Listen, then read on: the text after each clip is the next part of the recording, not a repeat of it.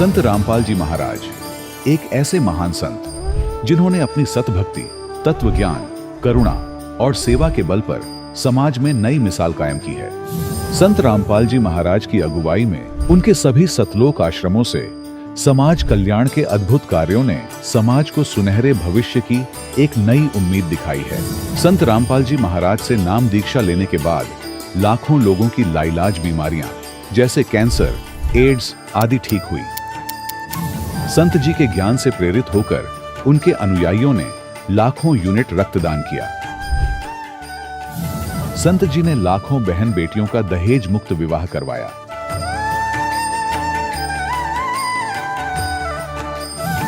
संत जी ने लाखों लोगों का नशा छुड़वाया, करोड़ों उजड़े परिवार बसे।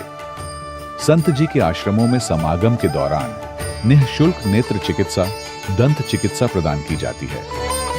संत रामपाल जी महाराज द्वारा समय समय पर पर्यावरण संरक्षण के उद्देश्य से बड़े स्तर पर वृक्षारोपण किया जाता है।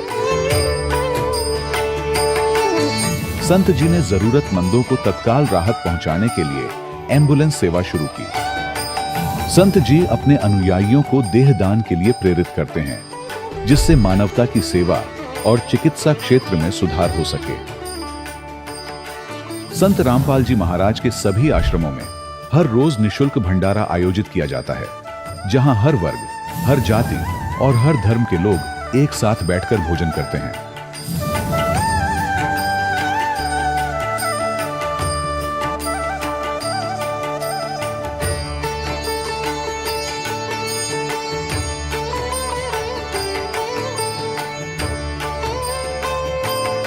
संत रामपाल जी महाराज के आश्रम में हजारों बुजुर्गों को सम्मान और प्यार के साथ जीवन जीने का अवसर मिलता है। उनके खाने, रहने और स्वास्थ्य की पूरी जिम्मेदारी संत रामपाल जी महाराज उठाते हैं। अनाथ बच्चों के लिए संत रामपाल जी महाराज के सभी आश्रम किसी वरदान से कम नहीं। यहाँ उन्हें शिक्षा, संस्कार और भविष्य के लिए बेहतर अवसर प्रदान किए जाते हैं। चाहे बाढ़ हो, भूकंप या महामारी, संत रामपाल जी महाराज और उनके अनुयायी हमेशा ही जरूरतमंदों के लिए सबसे आगे खड़े रहते हैं। कोविड महामारी के दौरान संत रामपाल जी महाराज के आश्रमों से करोड़ों लोगों के लिए भोजन, दवाइयां और जीवन रक्षक सामग्रियां उपलब्ध कराई गई। चाहे गरीब की मदद हो या किसी शोषित और पीड़ित वर्ग के हक और सम्मान की लड़ाई, संत रामपाल जी महाराज ने हमेशा ही उनकी दबी आवाज को सरकारों तक पहुंचाया है और उन्हें उचित न्याय दिलवाने में अहम भूमिका अदा की है। समाज में आध्यात्मिक और सामाजिक मूल्यों के प्रति जागरूकता लाने में संत रामपाल जी महाराज हर कदम पर मानवता के सच्चे सेवक साबित हुए हैं। संत रामपाल जी महाराज का जीवन हमें सिखाता है कि सच्ची सेवा वही है जो निस्वार्थ भाव से की जाए। आइए हम भी इस महान सेवा के कार्य में इस महान संत से जुड़ें और संत रामपाल जी महाराज से नाम दीक्षा लेकर अपने जीवन को धन्य बनाएं।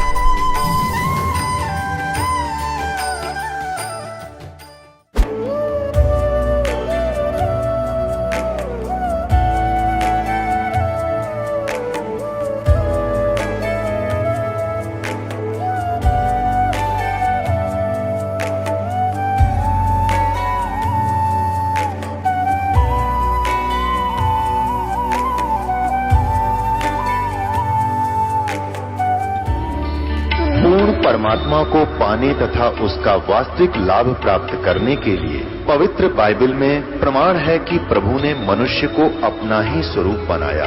6 दिन में सृष्टि रचकर 7वें दिन विश्राम किया।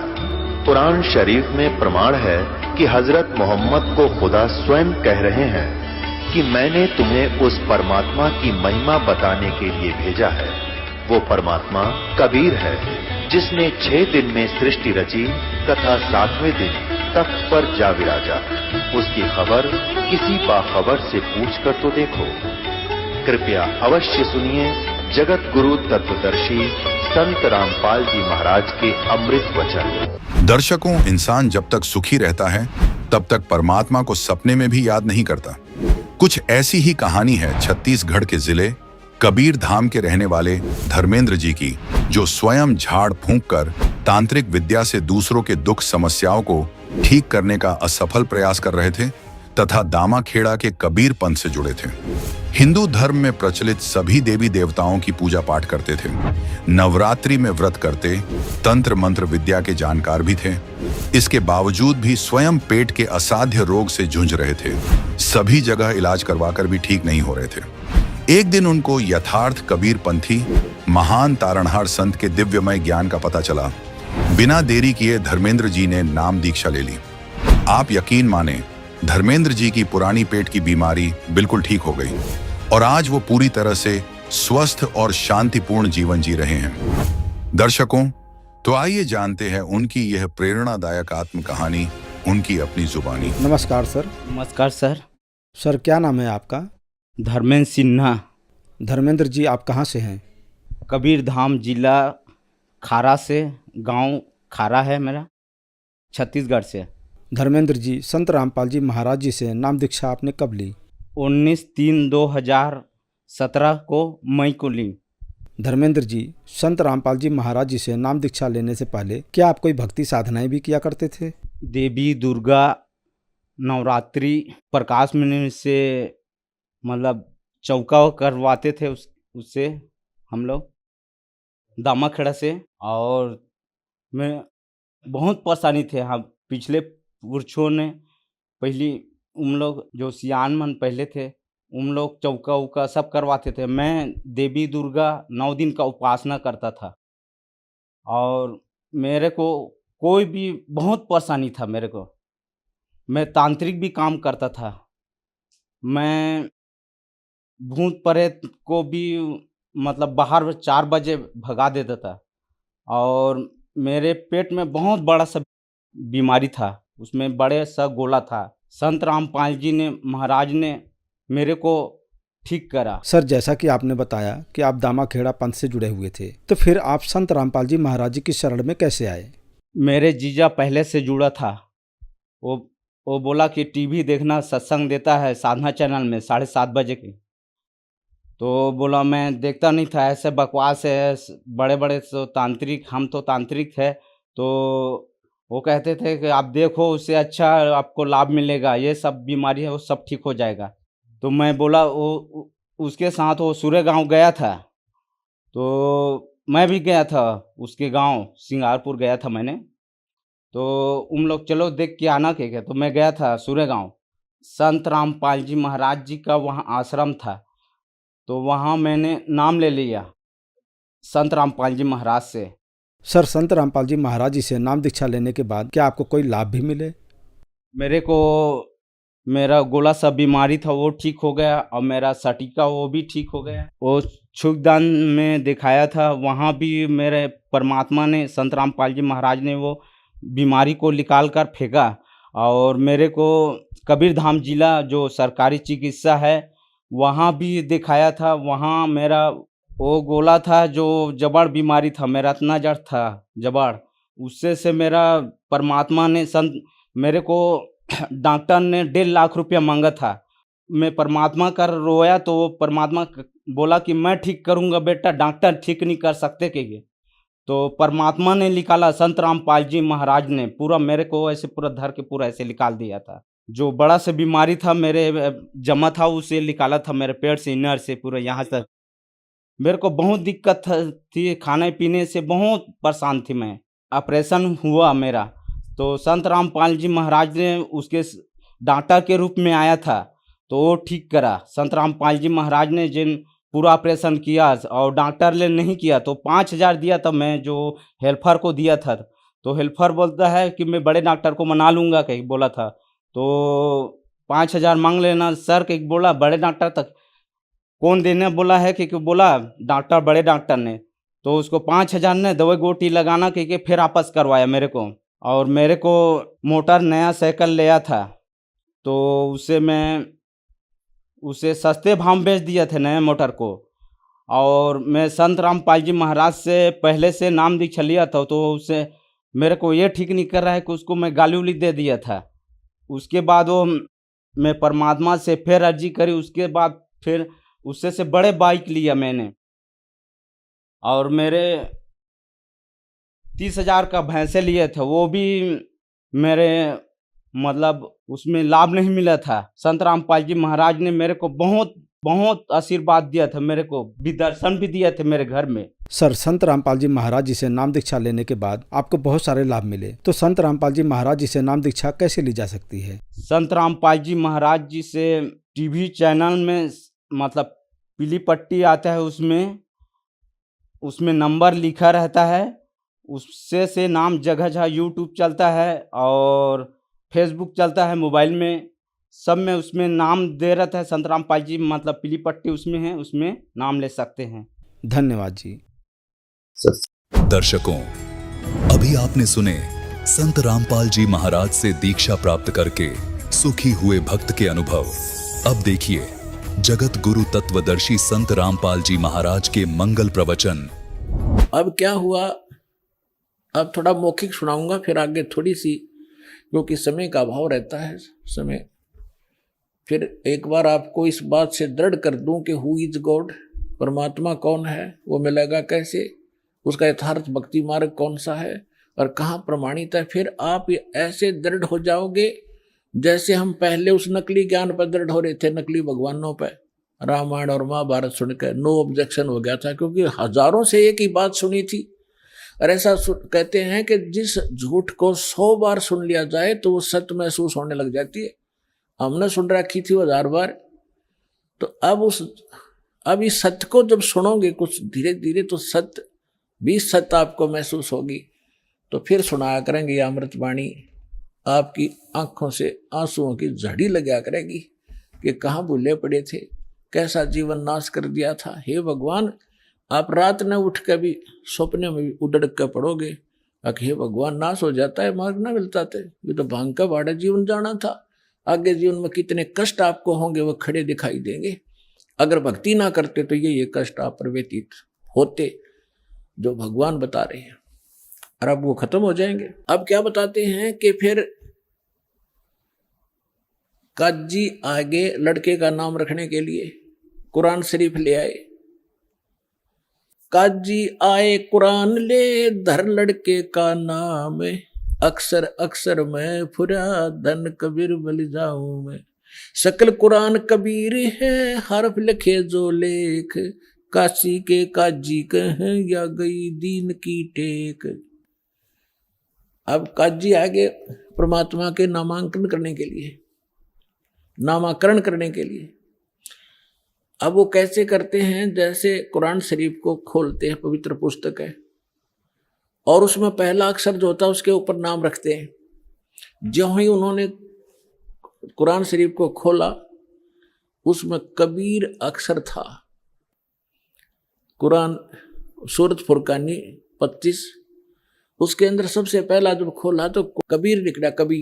कबीर का अर्थ ये बड़ा कहते हैं, महान मानते हैं, अल्लाह अकबर एक भगवान का नाम भी मानते। तो इन्होंने सोचा कि एक जुलाहे के बालक का और कबीर नाम रखना शोभा नहीं देगा। दूसरी बार फिर बंद करके फिर तुरंत खोला, उस पृष्ठ पे पूरे पे कबीर कबीर उर्दू फारसी भाषा में कबीर कबीर लिखे हुए थे, अरबी भाषा में कबीर कबीर, दूसरा लेख नहीं रहा उस कुरान का।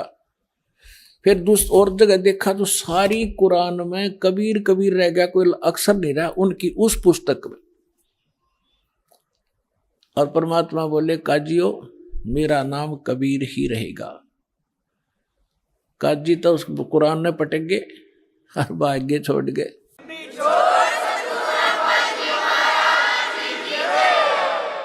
अब परमात्मा क्या बताते हैं, उनके आगे क्या हुआ कि परमेश्वर जिस उद्देश्य से आए थे वो उन्होंने क्या किया। अपने आत्मा, वो परम धनी थे परमात्मा कबीर जी, उनको गुरु की आवश्यकता नहीं थी। लेकिन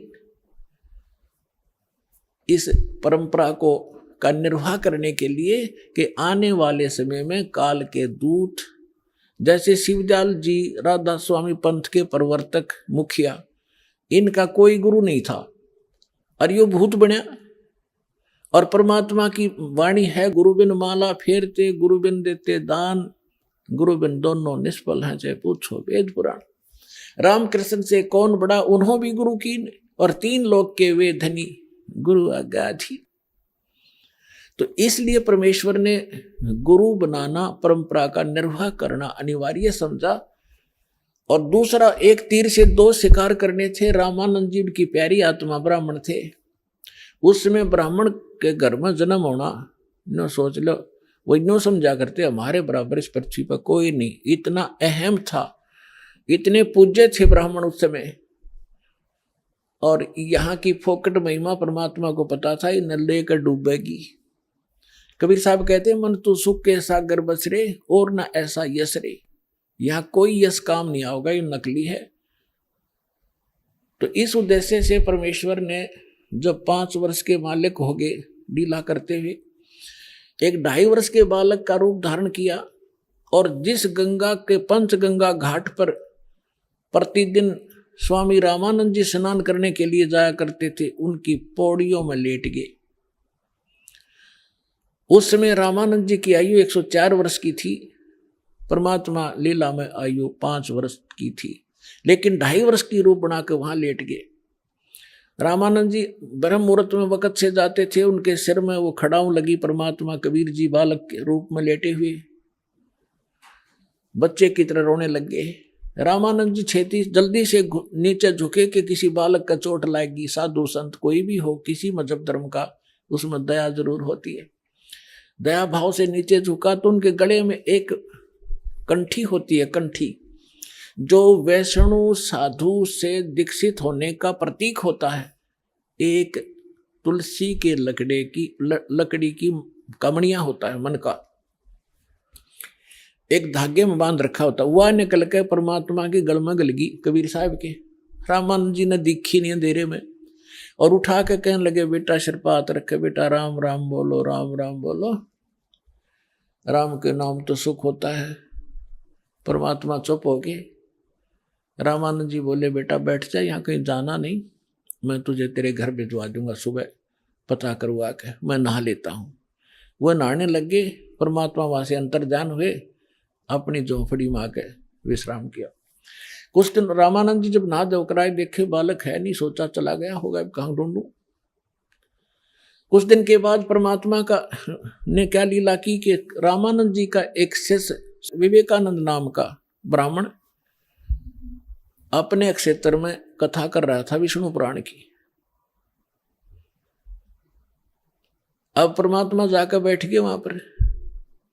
जब उसने विष्णु पुराण की कथा सुना ली, विष्णु सर्वेश्वर है, इनके कोई माता पिता नहीं, अजरो अमर है, सारी सृष्टि के मालिक हैं ये।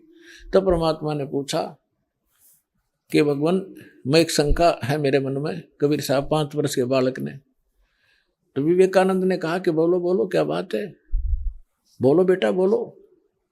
परमेश्वर ने कहा कि मैंने एक ब्राह्मण शिव पुराण सुना रहा था रुद्र संहिता में, वो बता रहा था कि विष्णु जी की उत्पत्ति भगवान सदा शिव और दुर्गा शिवा से हुई है, और ब्रह्मा जी की उत्पत्ति भी उन्हीं से हुई है। आप कह रहे क्यों जन्म मृत्यु नहीं होती? तो वो अक्का बक्का उसके पास वहीं पर रखी थी, वो शिव पुराण खोल के भी देख ली, क्यों थी संस्कृत में। तो कहने का झूठे, इसमें कुछ नहीं लिखा है, देखो लोग झूठ बोलता है। उसने पूछा विवेकानंद ने कि तू कौन सी जाति का है, क्या तूने कहीं से दीक्षा ले रखी है? तो परमात्मा के बोलने से पहले वहां श्रोता कहने लगे कि ये नीरू का लड़का है, जुलाहे का, दानक का बेटा है यो। तो उसे विवेकानंद ने सोची ऐसी गहन बातें तो कोई दीक्षित व्यक्ति ही बता सकता है। उसने पूछा तूने दीक्षा ले रखी किसी से? परमात्मा ने कहा हाँ, मैंने गुरु धारण कर रखा है। कौन किया तूने गुरु धारण? विवेकानंद ने पूछा। परमात्मा ने कहा कि जो आपने कर रखा है वो मैंने कर रखा है। तो विवेकानंद ने विषय बदल दिया सारा कि देखो रे कितना झूठा व्यक्ति है ये, धानक का लड़का, एक शूद्र जुलाहे का पुत्र, और हमारे गुरु जी को बदनाम करता है। वो तो शूद्रों को निकट भी नहीं आने देता। और मैं कल आज जाता हूँ स्वामी जी को ये बात बताऊंगा, तेरे को खूब पिटाई होगी तेरी। अब लंबी कथा ना सुनाकर शॉर्ट बताता हूँ। अगले दिन उसने जाके श्याम ने रामानंद जी के कान भर दिए, स्वामी जी हमारी तो नाक काट दी दानक के लड़के ने, हम तो बाहर मुंह दिखाने लायक नहीं छोड़े, बड़ी सभा में कह दिया कि मैंने आपसे दीक्षा ले रखी है। हे भगवान कल मैं कैसे कथा करूंगा आपकी। तो सब कहते, गरीबदास जी ने लिखा है, रामानंद यह बात सुन कैसे कूदा जैसे मृग कूदा करे, झूठा है, कपटी है, उसको कल लाओ मेरे सामने, तेरे सामने जूते लगा दूंगा और सबको बुला लेना जिनके सामने तेरी बेइज्जती की है। अगले दिन परमात्मा को पकड़ ले गए 10 बस डंडे विवेकानंद के गुंडे, रामानंद जी के सामने झोपड़ी के सामने सुबह सुबह ले गए। रामानंद जी ने अपनी झोपड़ी के गेट पे पर्दा लगा रखा था, पर्दे से अंदर झोपड़ी के अंदर से खड़ा होकर वार्ता कर रहा था, ये दिखाने के लिए कि मैं इन शूद्रों को टच भी नहीं करता, इनके दर्शन भी सुबह सुबह नहीं करता। और वो श्रोता बुला रखे थे अपने सारे चमचे, विवेकानंद ने जिनके सामने उसकी बेइज्जती हुई थी, वो सारे श्रोता बैठे। तो रामानंद जी ने पूछा कि कौन है, तेरी जात कौन है, तू किस भगवान की भक्ति करता, तेरा पंथ क्या है। तो कैसे वार्ता होती है उस आत्मा और परमात्मा की, गरीबदास जी ने चित्रार्थ की है। क्या कहते हैं, आडा पड़दा लाए कर, आडा पड़दा लाए कर रामानंद बूजंत, दास गरीब कुरंग छवि अदर डाक कूदंत। कुरंग माने मृग की तरह कूदा, झोपड़ी में पां पीटे। कौन जात कुल पंथ है, कौन तुम्हारा नाम, दास गरीब आधीन गति फिर बोलत है बलि जाऊं मैं। रामानंद जी कह रहे हैं, तुम्हारा कौन जात है, तेरा कौन पंथ है, तेरा नाम क्या है। तो गरीबदास जी कहते हैं, जैसे गुरु के सामने शिष्य को रहना चाहिए, एक अच्छे शिष्य की भूमिका करते हुए गरीबदास जी कहते हैं, आधीन गति, दास गरीब आधीन गति बोलत है बलि जाऊं मैं। गरीबदास जी कहते बलिहारी जाऊं इस महापुरुष परमात्मा के, कैसी लीला कर रहा था, एक अधीन होकर बोल रहे हैं और कह रहे हैं सच्ची। जात हमारी जगत गुरु और परमेश्वर है पंथ, दास गरीब लिखत पढ़ो मेरा नाम निरंजन कंते। मैं अवगत गत से पहरे और 4 वेद से दूरी, दास गरीब 10 दिशा में सकल छंद भरपूर। ए स्वामी सृष्टा में सृष्टि हमारे तीर, दास गरीब अधर बसू अवगत सत्य कबीर। सुन रामानंद राम हम मैं बावन नृसिंह, दास गरीब सर्व कला मैं ही व्यापक सर्वंग। सुन स्वामी सतभाख हूँ झूठ न हमरे रिंच, दास गरीब हम रूप बिना और सकल परपंच। मैं रोवत हूँ सृष्टि को ये सृष्टि रोवत मोहे, गरीब दास हमारे योग को समझ न सकता कोई। अब परमात्मा ने जब ये सारी कथा सुनाई कि मैं सारी सृष्टि का रचनहार हूं, सुन रामानंद राम हम और हम 52 नरसिंह, ये सब लीला हमने की थी। विष्णु जी को तो एक बढ़ाई दी थी, बात में उसका रूप धारण कर लिया। हम ये चाहते थे परमात्मा की भक्ति बनी रहे, इनकी आस्था बनी रहे मेरे में, ताकि ये किसी के माध्यम से भी बनी रहे। पर परमात्मा ने यह भक्ति इस युग तक लानी थी और कर रहे थे सारे आप ही। अब क्या बताते हैं, परमात्मा ने कहा कि जात हमारी जगत गुरु और मेरा पंथ पूछते हो कौन सा मैं भक्ति मार्ग लेकर आया हूं। परमेश्वर है पंथ, ईश ये ब्रह्म है, ईश्वर ये परब्रह्म यानी अक्षर पुरुष है। गीता अध्याय नंबर 15 के श्लोक 16 और 17 में 3 पुरुष हैं, सरपुरुष, अक्षर पुरुष और परम अक्षर पुरुष।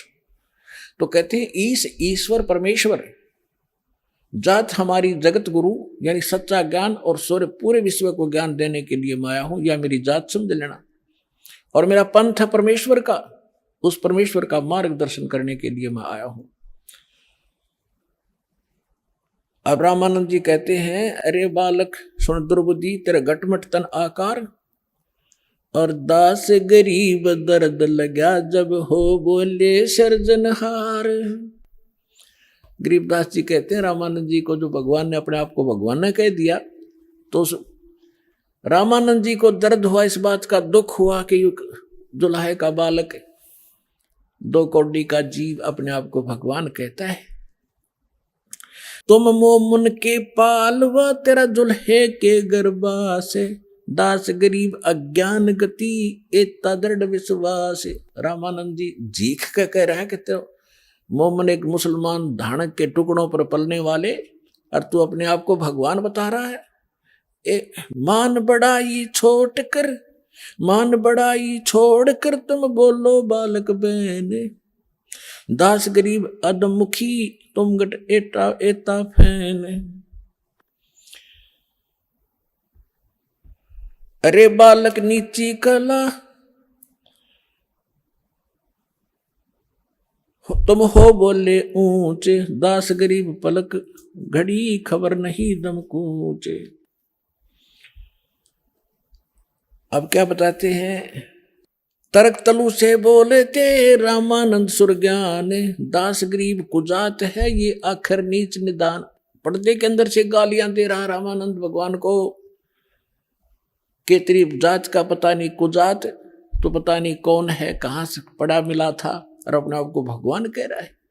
पुणात्माओं याद रखना इस बात को, ये रामानंद कैसे भगवान को क्या कह रहा है, और फिर जब सच्चाई से परिचित होगा कि सचमुच ये भगवान है, और फिर कैसा भाव होगा। जब उसने सारा कुछ कह लिया, भगवान ने बता दिया कि आई एम गॉड, मानो चाहे मत मानो गुरु जी। रामानंद जी ने सोचा जब इतना कॉन्फिडेंस से ये बालक छोटा सा बोल रहा है, तो भाई खसना नहीं चाहिए। न्यू सुना भगवान पता नहीं किस रूप में आ जाए। थोड़ा विद्वान भी थे, भगवान के चाहने वाले भी थे, तो वही वार्ता स्टॉप करके कहने लगा, बालक थोड़ी देर बैठ जा, मैं अपनी पूजा कर लूं। पर्दा लगा हुआ है गेट पर, झोपड़ी में पूजा क्या कर रहा है रामानंद जी, एक मानसिक पूजा किया करता था। जो अन्य कर्मकांड करते हैं वो तो भगवान की मूर्ति, विष्णु जी की, ठाकुर की मूर्ति को नहवाते हैं गंगा जल से, पुराने कपड़े उनके उतार कर धोते हैं, सुखाते हैं, नए कपड़े पहनाते हैं, तिलक लगाते हैं, मुकुट रखते हैं, और गले में एक मनिये की कंठी डालते हैं, तुलसी की लकड़ी के बनिये की। अब उस दिन रामानंद जी कल्पना से कर रहा था वो तो, लेकिन सामने भगवान ने ऐसी दृढ़ बातें कह दी, वो विचलित भी था। तो उस दिन उसका गलती लगी कि मानसिक पूजा करा करता, जैसे स्वप्ना देखा करें हम, ऐसी मानसिक पूजा होती है। जैसे भगवान की मूर्ति नवाई, अभ्यास था डेली का, नवाई, कपड़े बदले, और फिर उसका मुकुट धर दिया, तिलक लगा दिया। लेकिन उस दिन वो कंठी डालनी भूल गया, गले में माला। अब माला ना डाला, पूजा खंडित, और मुकुट उतारा नहीं जाता। उस दिन एक नियम है, मुकुट रख दिया भगवान पे, फिर उस दिन नहीं उतरेगा, अगले दिन ही उतारा जाएगा, जब उसकी फिर पुनः नवा दवाई करेंगे। मुकुट उतारा, पूजा खंडित, और जब माला ना डाली तो अधूरी। तो अपने आप को कोस रहा था मन मन में, आकाश मेरे से कौन सी भूल पड़ी भगवान, आज जीवन में पहली बार गलती हुई, भूल लगी मुझ नीच के, बहुत मुझसे कोई भारी भूल बनी है, मुझसे कोई अपराध बना है जिससे मुझे आज इतनी भूल लगी।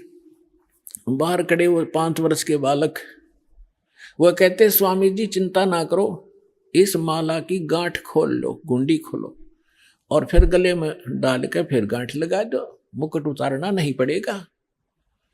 ओए होए,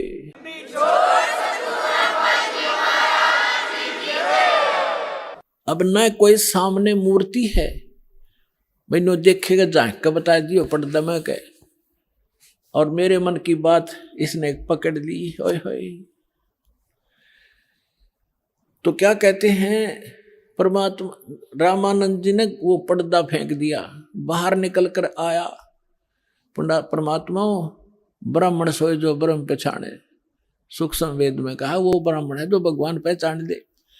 और कहते हैं लोक लाज ना कीजिए, निर्भय हो रही है, लोक लाज मर्याद जगत की तरण जो तोड़ बगावे, जब कोई राम भगत गत पावे। एक तरफ तो उसकी मान बढ़ाई और इज्जत शिखर में थी कि ब्राह्मण कुल में जन्म है और 1400 ऋषि उसके प्रचारक हैं, और सामने हजारों की संख्या में उसके प्रशंसक बैठे। और दूसरी तरफ जुल्हे का बालक खड़ा है भगवान रूप में। अब इसकी यहां थी उस भगत की पहचान, लेकिन वो एक नंबर का भगत थे, सच्चा ब्राह्मण था। उसने संसार को ठोकर मार दी और उस 5 साल के जुल्हे के बालक को सीने से लगा लिया भगवान समझकर। जब उन्होंने परमात्मा को सीने से लगाया तो उनका शरीर ऐसा था जैसे रुई होती है, तेज पुंज का शरीर, ऐसनाविरम शुक्रमकायम। यजुर्वेद अध्याय नंबर 40 के मंत्र नंबर 8 में परमात्मा कबीर जी की यह महिमा स्पष्ट लिखी है कि उसका शरीर है कबीर जी का, लेकिन वो उसमें नाड़ी तंत्र हार्ड चाम वाला नहीं है, तेज पुंज का नूरी शरीर। अब वो सामने देख रहे थे, कहते हैं बोलत रामानंद जी हम घर बड़ा सुकाले, गरीबदास पूजा करें मुकुट फही जदमाले। परमात्मा कहने लगे सेवा करो संभाल करे, सुन स्वामी सुर ज्ञाने, गरीबदास शर मुकुट में माला अटकी आ जाने। स्वामी घुंडी खोल कर फिर माला गल डारे, गरीबदास इस भजन को समझ सके कर तारे। रामानंद जी मान गया कि मेरे इस क्रिया को भगवान बिना कोई जान नहीं सकता, ये सामने सचमुच परमात्मा खड़ा है। डोढ़ी पर्दा दूर कर लीना कंठ लगाए, गरीबदास गुजरी बहुत जब बदन में लाया। कि उस समय सामने भगवान खड़े, एक तरफ सारा समाज जिसमें महिमा का उसका झंडा बंधा हुआ था, तो कहते हैं उसका गिल्ला मन मोथल पुथल तब तेरी हुई, लेकिन सीने से लगा लिया। क्या कहते हैं, मन की पूजा तुम लखी मुकटमाल परवेश, गरीबदास गत को लख तेरा कौन वर्ण कौन भेख। ओए होए, रामानंद 104 साल के ब्राह्मण आंखों में आंसू घेर कर कह डालते हुए कह रहे हैं कि मेरे मन की पूजा तुम लखी, तुमने जान ली।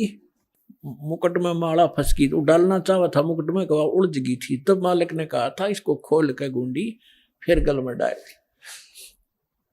मन की पूजा तुम लखी ये मुकुट माल प्रवेश।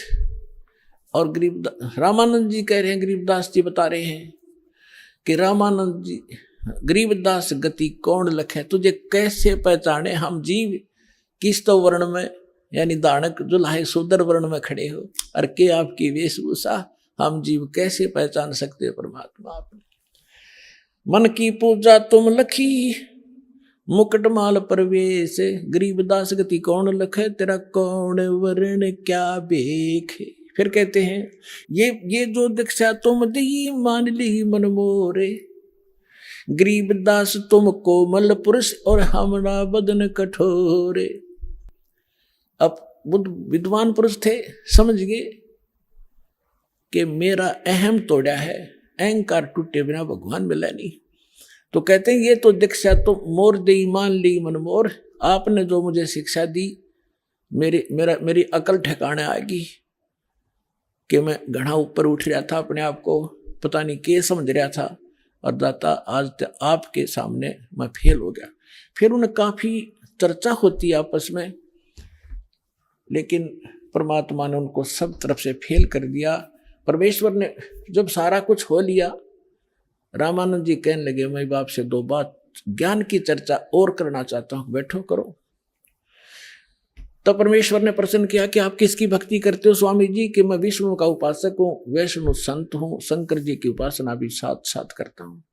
परमात्मा ने कहा कि आप इसकी उपासना से कहां जाओगे? कि स्वर्ग में जाऊंगा बच्चा, वहां देवताओं जैसा मुझे शरीर मिलेगा और वहां बहुत सारे भगवान के दर्शन किया करूंगा, सारी सुख सुविधाएं। परमात्मा बोले वहां कितने दिन रहोगे, वहां कितना समय व्यतीत करोगे?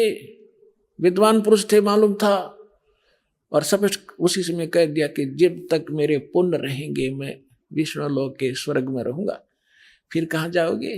पता नहीं बच्चा, मैं बताऊंगा कहाँ जाओगे, फिर आप गधे बनोगे। और गीता अध्याय नंबर 15 के श्लोक नंबर 4 में कहा कि तत्वदर्शी संत की प्राप्ति के पश्चात परमेश्वर के उस परम पद की खोज करनी चाहिए, जहाँ जाने के बाद साधक फिर लौट कर नहीं आते।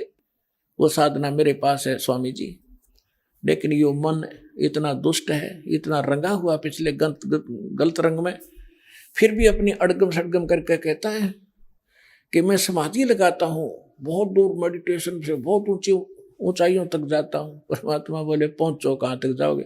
ये तो एक ब्रह्मांड का चित्र है इसमें, और एक टीवी है, एक टीवी का जो रेंज है वो वहीं तक है जितनी उसकी सीमा है।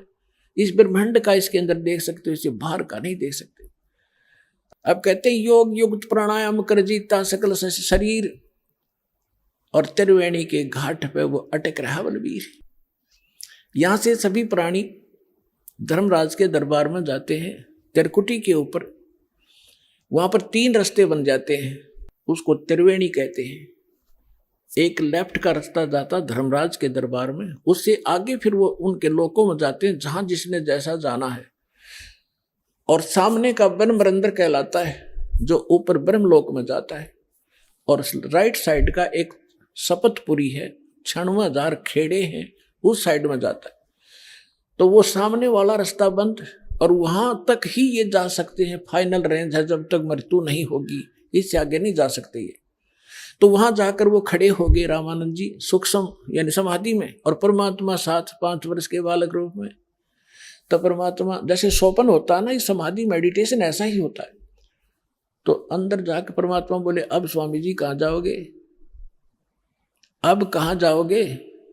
आगे रास्ता मुझे मालूम नहीं, कि ये देखो 3 रास्ते हैं, ये रास्ता भी तुम इसमें अलाउड नहीं हो, जा नहीं सकते, मृत्यु को उपरांत ही जाओगे।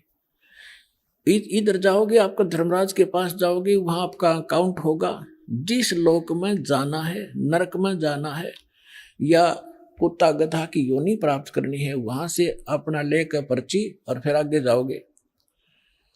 और आपने विष्णु जी की उपासना की, यहाँ विष्णु लोक में जाओगे। और ये सामने ब्रह्मरंध्र है, ये काल ने बंद कर रखा है, वज्र कपाट है यहाँ पर।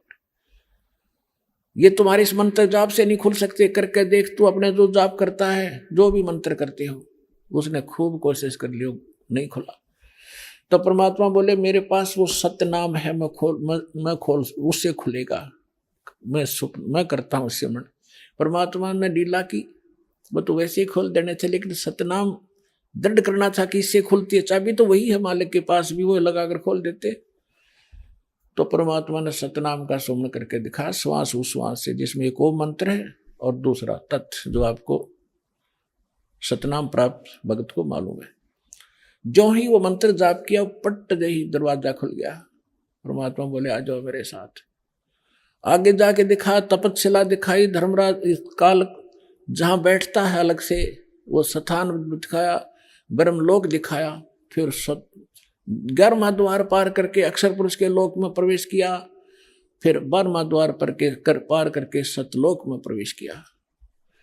जब नीचे से परमात्मा गए थे 5 वर्ष के बालक के रूप में, वहां सिंहासन पर विराजमान भगवान को देखा, जिसके एक रोमकूप में करोड़ सूर्य करोड़ चंद्रमा मिला दे, इतना प्रकाश झलक रहा था। राजा के समान सिंहासन पर विराजमान थे, सिर पे मुकुट, ऊपर छत्र था, वहां चौर रखा था। 5 वर्ष के बालक ने संवर किया था उस भगवान पर। रामानंद जी ने सोचा भगवान तो ये है परमक्षर ब्रह्म जो सिंहासन पर बैठे, ये कबीर जी तो यहाँ का कोई गण नौकर होगा। इतने वो तेजो में शरीर खड़ा हुआ, 5 वर्ष के बालक उस सिंहासन पर बैठ गए उछल के। और वो बच्चा तेजो में जो भगवान नजर आवा था शरीर वाला, वो चमक कर 5 वर्ष के बालक पर। रामानंद जी कभी उसकी तरफ देखे, कभी बालक की तरफ देख रहे थे। इतने में तेजो में शरीर उस बालक में समा गया। और तब कहा था, ए रामानंद, ए स्वामी श्रेष्ठा में सृष्टि हमारा तीर, दास गरीब अधर बसु अवगत, मेरा नाम अवगत सत कबीर।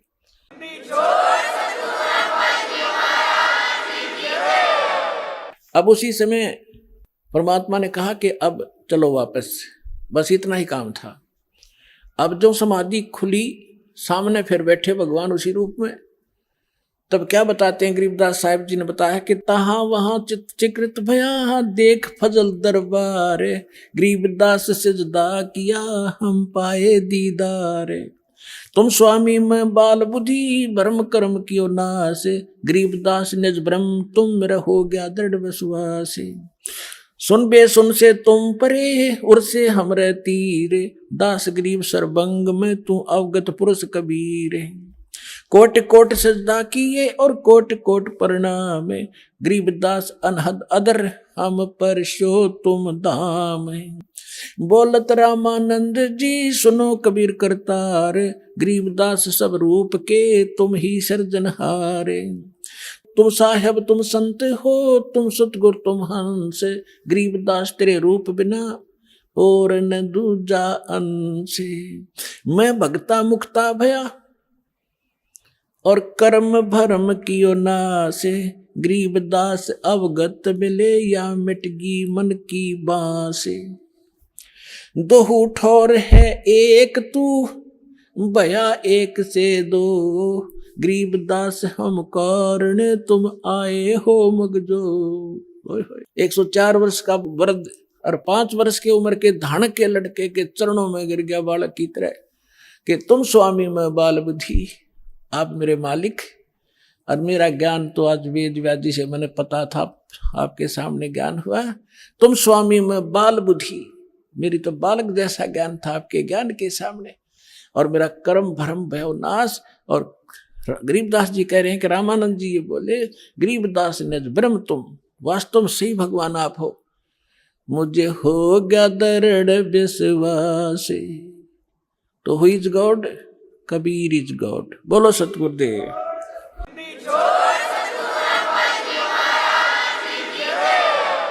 अभी आपने सुने संत रामपाल जी महाराज के मंगल प्रवचन। आइए अब सुनते हैं संत रामपाल जी महाराज से नाम दीक्षा लेकर सतभक्ति करके अद्भुत लाभ प्राप्त करने वाले अनुयायी के विचार। नमस्कार जी। सत श्री अकाल जी। ਤੁਹਾਡਾ ਕੀ ਨਾਮ ਹੈ ਜੀ? ਮੇਰਾ ਨਾਮ ਮੰਗਤ ਰਾਜ ਜੀ। ਮੰਗਤ ਰਾਜ ਜੀ, ਤੁਸੀਂ ਕਿੱਥੋਂ ਆਏ ਹੋ? ਮੈਂ ਜੀ ਪਿੰਡ ਰਾਮੂਵਾਲ ਤੋਂ, ਮੇਰਾ ਜ਼ਿਲ੍ਹਾ ਜਲੰਧਰ ਤੇ ਤਹਿਸੀਲ ਨਕੋਦਰ, ਡਾਕਖਾਨਾ ਮਹਿਪੁਰ। ਸੰਤ ਰਾਮਪਾਲ ਜੀ ਮਹਾਰਾਜ ਜੀ ਤੋਂ ਨਾਮ ਦੀਕਸ਼ਾ ਲੈਣ ਤੋਂ ਪਹਿਲਾਂ ਤੁਸੀਂ ਕਿਹੜੀ ਭਗਤੀ ਸਾਧਨਾ ਕਰਦੇ ਸੀ? ਮੈਂ ਜੀ ਜਿੱਦਾਂ ਗੁਰਦੁਆਰੇ ਜਾਣਾ, ਮੰਦਰਾਂ ਦੇ ਵਿੱਚ ਜਾਣਾ, ਪਹਾੜਾਂ 'ਤੇ ਜਾਣਾ, ਮੈਂ ਇਹ ਸਾਰੀ ਸਾਧਨਾਵਾਂ ਕਰਦਾ ਸੀ। ਤੇ ਸਾਡੇ ਉਹ ਕਰਨ ਤੋਂ ਬਾਅਦ ਡੈਡੀ ਜੀ ਨੇ ਗੁਰੂ ਧਾਰਨਾ ਕਰ ਰੱਖੀ ਸੀ। ਫਿਰ ਉਸ ਤੋਂ ਅਸੀਂ ਵੀ ਨਾਮ ਦੇਖਾ ਦੇਖੀ, ਅਸੀਂ ਵੀ ਨਾਮ ਲੈ ਲਿਆ ਗੁਰੂ ਜੀ ਦਾ। ਤੇ ਫਿਰ ਸਾਨੂੰ ਉਹ ਤੋਂ ਭਗਤੀ ਕਰਦਿਆਂ ਕਰਦਿਆਂ, ਕਿਹੜੇ ਗੁਰੂ ਤੋਂ ਨਾਮ ਲਿਆ ਸੀ? ਸਾਡੇ ਡੈਡੀ ਜੀ ਦੇ ਗੁਰੂ ਸ੍ਰੀ ਰਵਿਦਾਸ ਮਹਾਰਾਜ ਜੀ ਨੂੰ ਮੰਨਦੇ ਸੀ, ਤੇ ਉਹਦੇ ਤੋਂ ਹੀ ਅਸੀਂ ਲੈ ਲਿਆ ਸੀ ਨਾਮ। ਤੇ ਫਿਰ ਉਹ ਨਾਮ ਦੇ ਨਾਲ ਸਾਨੂੰ ਕੋਈ ਏਡਾ ਲਾਭ ਨਹੀਂ ਹੋਇਆ, ਕੋਈ ਨਹੀਂ ਹੋਇਆ। ਫਿਰ ਵੀ ਸਾਨੂੰ ਜਾਣੀ ਕਿ ਪੰਡਤਾਂ ਕੋਲ, ਕਦੀ ਕਿਸੇ ਬਾਬੇ ਕੋਲ, ਕਦੇ ਕਿਸੇ ਜਗ੍ਹਾ ਦੇ ਕੋਲ ਜਾਣਾ ਪੈਂਦਾ ਸੀ। ਤੇ ਫਿਰ ਭਗਤ ਜੀ ਕਰਦਿਆਂ ਸਾਧਨਾ ਮੈਂ ਆਪਣੇ ਬਾਹਰਲੇ ਦੇਸ਼ ਚਲੇ ਗਿਆ, ਮਲੇਸ਼ੀਆ ਚਲੇ ਗਿਆ। ਜਦੋਂ ਮਲੇਸ਼ੀਆ ਚਲੇ ਗਿਆ ਤੇ ਮੈਨੂੰ ਹਜੇ 1 ਸਾਲ ਹੀ ਗਏ ਨੂੰ ਹੋਇਆ ਸੀ ਉੱਥੇ। ਜਦੋਂ 1 ਸਾਲ ਮੈਨੂੰ ਗਏ ਨੂੰ ਹੋਇਆ ਤੇ ਮੇਰੇ ਘਰ ਦੇ ਪਿੱਛੇ ਭਗਵਤ ਬਿਮਾਰ ਹੋ ਗਏ, ਤੇ ਉਹ ਹੌਲੀ ਜ਼ਿਆਦਾ ਬਿਮਾਰ ਹੁੰਦੇ ਗਏ। ਤੇ ਮੈਂ ਬਾਹਰੋਂ ਪੈਸਾ ਭੇਜਦਾ ਰਿਹਾ ਕਮਾ ਕੇ, ਤੇ ਉਹਨਾਂ 'ਤੇ ਲੱਗਦਾ ਰਿਹਾ। ਤੇ ਫਿਰ ਕਰਦਿਆਂ ਬਾਹਰ ਇਹਨਾਂ ਦੀ ਹਾਲਤ ਜ਼ਿਆਦਾ ਖਰਾਬ ਹੋਣ ਲੱਗ ਪਈ। ਫਿਰ ਕੋਈ ਵੀ ਸਾਨੂੰ ਲਾਭ ਨਹੀਂ। ਇਹਨਾਂ ਨੇ ਮੇਰੇ ਭਗਵਤ ਘਰਦਿਆਂ ਨੇ ਵੀ ਬੜੀ ਸੇਵਾ ਕਰਨੀ, ਗੁਰਦੁਆਰੇ ਜਾਣਾ, ਉਹਨਾਂ ਨੇ ਜਾ ਕੇ ਉੱਥੇ ਸੇਵਾ ਕਰਨੀ, 4 ਵਜੇ ਉੱਠ ਜਾਣਾ, ਗਲੀਆਂ ਸਾਫ਼ ਕਰੀ ਜਾਣੀਆਂ, ਉਹਨਾਂ ਨੂੰ ਵੀ ਕੋਈ ਫਿਰ ਵੀ ਲਾਭ ਨਾ ਹੋਣਾ। ਅਸੀਂ ਬੜੇ ਪਰੇਸ਼ਾਨ ਹੋ ਗਏ ਇਸ ਚੀਜ਼ਾਂ ਦੇ ਵਿੱਚ। ਫਿਰ ਮੈਨੂੰ ਆਪ ਨੂੰ ਵੀ ਪਤਾ ਨਹੀਂ ਮੇਰੇ ਕਿਹੜੇ ਜਨਮਾਂ ਦੇ ਪੁੰਨ ਸੀਗੇ ਜਾਂ ਕੀ ਚੀਜ਼ ਸੀਗੀ ਵੀ ਮੈਨੂੰ ਉਦੋਂ ਤਾਂ ਚਲੋ ਕੋਈ ਗਿਆਨ ਨਹੀਂ ਸੀ। ਇਹ ਤਾਂ ਮੈਨੂੰ ਗਿਆਨ ਪਰਮਾਤਮਾ ਦੀ ਸ਼ਰਨ ਜਾਣ ਕੇ, ਸੰਤ ਰਾਮਪਾਲ ਮਹਾਰਾਜ ਜੀ ਦੀ ਸ਼ਰਨ ਜਾਣ ਕੇ ਗਿਆਨ ਦਾ ਪਤਾ ਲੱਗਿਆ। ਪਹਿਲਾਂ ਕੋਈ ਗਿਆਨ ਦਾ ਪਤਾ ਨਹੀਂ ਲੱਗਿਆ। ਪਹਿਲਾਂ ਸੋਚਦੇ ਸੀ ਵੀ ਸਾਡੇ ਵਿੱਚ ਹੀ ਸ਼ਕਤੀਆਂ ਆ ਗਈਆਂ, ਤੇ ਉਹ ਮੈਨੂੰ ਕਿਸੇ ਜਨਮ ਦਾ ਪੁੰਨ ਸੀ। ਤੇ ਮੈਨੂੰ ਜਿੱਦਾਂ ਮੈਂ ਕਿਸੇ ਨੂੰ ਦੇਖਣਾ ਚਾਹੁੰਦਾ ਸੀ ਨਾ ਕੁਛ ਕਿਸੇ ਦੇ ਬਾਰੇ, ਤੇ ਮੈਨੂੰ ਟੀਵੀ ਦੀ ਚੈਨਲ ਦੀ ਤਰ੍ਹਾਂ ਮੈਨੂੰ ਦੀਦਾ ਸੀਗਾ, ਜਿੱਦਾਂ ਛੋਟਾ ਜਿਹਾ ਟੀਵੀ ਲੱਗ ਜਾਣਾ, ਅੱਖਾਂ ਮੂਹਰੇ ਆ ਜਾਣਾ। ਤੇ ਮੈਂ ਮਲੇਸ਼ੀਆ ਬਾਹਰ ਸੀ, ਉੱਥੇ ਸ਼ਾਇਦ ਮੈਨੂੰ ਆ ਸੁਣਦੇ ਹੋਣਗੇ ਉਹ ਬੰਦੇ ਹੁਣ ਵੀ। ਮੇਰਾ ਇੱਕ ਦੋਸਤ ਆਲਮ ਸੀ, ਉਹਦੀ ਘਰ ਦੀ ਮੁਸਲਮਾਨ ਸੀਗਾ, ਉਹਦੀ ਘਰ ਦੀ ਸੀ ਛੋਟੀ, ਉਹਦਾ ਨਾਂ ਸਿੱਧਾ ਤਾਂ ਮੈਨੂੰ ਨਾਂ ਦਾ ਨਹੀਂ ਪਤਾ, ਛੋਟੀ ਉਹਨੂੰ ਕਹਿੰਦੇ ਸੀ। ਉਹਨੂੰ ਕੋਈ ਪ੍ਰੇਤਬਾਧਾ ਹੋ ਜਾਂਦੀ ਸੀ, ਤੇ ਉਹਨਾਂ ਨੇ ਮੈਨੂੰ ਕਹਿਣਾ ਵੀ ਮੈਂ ਉਹਨਾਂ ਨੂੰ ਕਹਿਣਾ ਵੀ ਮੈਂ ਤਾਂ ਝੱਟ ਕੰਮ ਕਰ ਦੂੰ। ਤੇ ਮੈਂ ਜਦੋਂ ਉਹਦਾ ਹੱਥ ਹੌਲਾ ਕਰਨਾ ਤੇ ਉਹ ਠੀਕ ਹੋ ਜਾਂਦੀ ਸੀ। ਤੇ ਉਹ ਇੱਦਾਂ ਦੇ ਮੈਂ ਬਹੁਤ ਜਾਣ ਕੇ ਕਰਦਾ ਸੀ। ਮੇਰੀ ਵੱਡੀ ਭੈਣ ਸੀ ਇੱਥੇ ਮੇਰੇ ਨਾਲ। ਜਦੋਂ ਉਹਨੇ ਵੀ ਕਹਿਣਾ ਭਾ ਤੂੰ ਕਿੱਦਾਂ ਦੇਖ ਲੈਂਦਾ ਵੀਰੇ, ਵੀ ਸਾਨੂੰ ਤਾਂ ਕੋਈ ਦੀਦਾ ਨਹੀਂ। ਅਤੇ ਉਹ ਮੇਰੀਆਂ ਚੀਜ਼ਾਂ ਮੇਰਾ ਪੁੰਨ ਹੀ ਖਤਮ ਹੁੰਦੇ ਪਏ ਸੀ। ਅਤੇ ਹੌਲੀ ਹੌਲੀ ਮੈਂ ਵੀ ਬਿਮਾਰ ਹੋਣ ਲੱਗ ਪਿਆ। ਉਹਨਾਂ ਨੂੰ ਮੈਂ ਠੀਕ ਕਰ ਦੇਣਾ, ਆਪ ਮੈਂ ਬਿਮਾਰ ਹੋਣ ਲੱਗ ਪਿਆ। ਹੌਲੀ ਹੌਲੀ ਮੇਰੀ ਬਹੁਤ ਜ਼ਿਆਦਾ ਹਾਲਾਤ ਖਰਾਬ ਹੋ ਗਈ, ਮੇਰੇ ਘਰਦਿਆਂ ਦੀ ਉਦੋਂ ਜ਼ਿਆਦਾ। ਅਤੇ ਆਖਰ ਮੈਂ ਆਪਣੇ ਘਰ ਨੂੰ ਪਰਤਿਆ ਇਲਾਜ ਕਰਾਉਣ ਆਪਣਾ।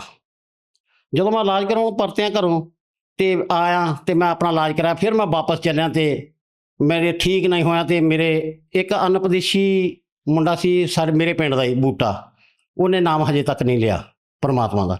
ਉਹਨਾਂ ਨੇ ਮੈਨੂੰ ਕਿਹਾ ਵੀ ਤੁਸੀਂ ਇੰਨੇ ਬਿਮਾਰ ਰਹਿੰਦੇ ਆ, ਵੀ ਤੁਸੀਂ ਕਿਉਂ ਨਹੀਂ ਕਬੀਰ ਮਹਾਰਾਜ ਜੀ ਦਾ ਨਾਮ ਲੈ ਲੈਂਦੇ, ਕਬੀਰ ਪੰਥੀ ਆ, ਵੀ ਤੂੰ ਨਾਮ ਲੈ ਲਓ। ਮੈਂ ਕਿਹਾ ਵੀ ਉਹ ਕਿੱਥੇ ਆ? ਕਹਿੰਦਾ ਵੀ ਇੱਦਾਂ ਕਰਕੇ ਲੁਧਿਆਣੇ ਆ ਉਹਨਾਂ ਦਾ ਆਸ਼ਰਮ। ਮੈਂ ਕਿਹਾ ਵੀ ਕਿੱਦਾਂ ਮਿਲ ਹੋਊ? ਫਿਰ ਉਹਨਾਂ ਨੇ ਮੈਨੂੰ ਦੱਸਿਆ ਵੀ ਇਸ ਬੰਦਿਆਂ ਨੂੰ ਮਿਲੋ ਤੁਸੀਂ ਅਤੇ ਵੀ ਇਹਨਾਂ ਕੋਲ ਜਾਓ। ਮੈਂ ਕਿਹਾ ਕੋਈ ਨਹੀਂ ਦੇਖਾਂਗੇ। ਉਹਨਾਂ ਨੇ ਮੈਨੂੰ ਇੱਕ ਕਿਤਾਬ ਦਿੱਤੀ ਗਿਆਨ ਗੰਗਾ, ਮੈਂ ਉਹ ਥੋੜ੍ਹੀ ਜਿਹੀ ਪੜ੍ਹੀ ਅਤੇ ਰੱਖ ਦਿੱਤੀ। ਮੈਨੂੰ ਦੰਤ ਕਥਾ ਲੱਗੀ ਇੱਦਾਂ ਹੀ ਪੜ੍ਹ ਕੇ, ਥੋੜ੍ਹੀ ਜਿਹੀ ਮੈਂ ਪੜ੍ਹੀ ਐਵੇਂ 2 ਵਾਰ ਕੇ, ਅਤੇ ਮੈਂ ਰੱਖ ਦਿੱਤੀ। ਮੈਂ ਫਿਰ ਜਾਣੀ ਕਿ ਆਪਣੇ ਦੇਸ਼ ਮਲੇਸ਼ੀਆ ਨੂੰ ਕਮਾਈ ਕਰਨ ਫਿਰ ਚਲੇ ਗਿਆ। ਮੈਂ ਜਾ ਕੇ ਅੱਧਾ ਦਿਨ ਲਾਇਆ ਜੀ ਕੰਮ 'ਤੇ, ਪਹਿਲੇ ਦਿਨ ਹੀ ਅੱਧਾ ਦਿਨ ਲਾ ਕੇ ਮੈਂ ਨਾਲ ਹੀ ਬਿਮਾਰ ਹੋ ਗਿਆ। ਮੈਨੂੰ ਖਾਣਾ ਪੀਣਾ, ਪੈਰ ਸੁੱਜ ਗਏ, ਕੁਛ ਵੀ ਬੰਦ ਹੋ ਗਿਆ। 17 ਦਿਨ ਜੀ ਮੈਂ ਉੱਥੇ ਬਿਮਾਰ ਹੀ ਪਿਆ ਰਿਹਾ। ਫਿਰ ਮੇਰਾ ਦੋਸਤ ਸੀ ਇਸ ਟਾਈਮ 'ਤੇ ਮੈਨੂੰ ਸੁਣਦਾ ਹੋਊਗਾ, ਆਜ਼ਾਦ, ਉਹ ਵੀ ਬੰਦਾ ਮੁਸਲਮਾਨ ਸੀ, ਪਾਕਿਸਤਾਨ ਦਾ ਸੀ। ਉਹਨੇ ਮੈਨੂੰ ਟਿਕਟ ਲੈ ਕੇ ਪੈਸੇ ਇਕੱਠੇ ਕਰਕੇ ਅਤੇ ਮੈਨੂੰ ਮੇਰੇ ਘਰ ਪਹੁੰਚਾ ਦਿੱਤਾ।